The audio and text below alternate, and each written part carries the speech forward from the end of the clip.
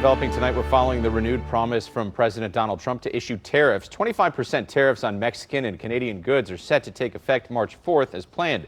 President Trump also threatening to double tariffs on China. The initial percent of 10 on the Chinese tariff that impacts the goods went into effect earlier this month. Now, these tariffs could have a huge impact on the auto industry. Today, I spoke with a Metro Detroit car dealer and an economics expert to learn just how the tariffs could be applied. You see, it's a 2025 CR-V hybrid. When it comes to selling vehicles in Metro Detroit, Jeff Tamaroff is proud to be part of a legacy spanning nearly 60 years. He says a lifetime of changes have impacted the industry during that time.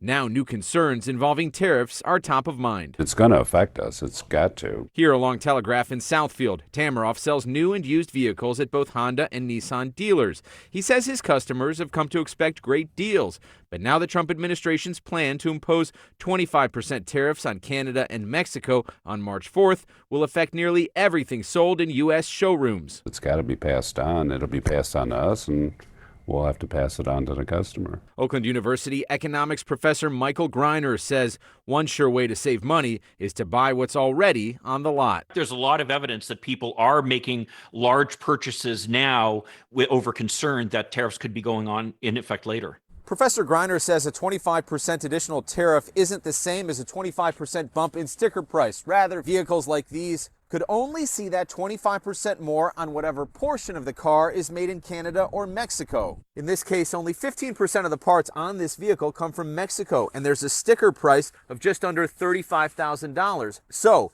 here, just 15% of that would get the tariff applied, meaning an increase of about $1,300. Greiner adds the sweeping move is designed to put pressure on the two countries, along with China seeing a 10% tariff. In the meantime, could it become potentially too expensive for dealerships to stay open?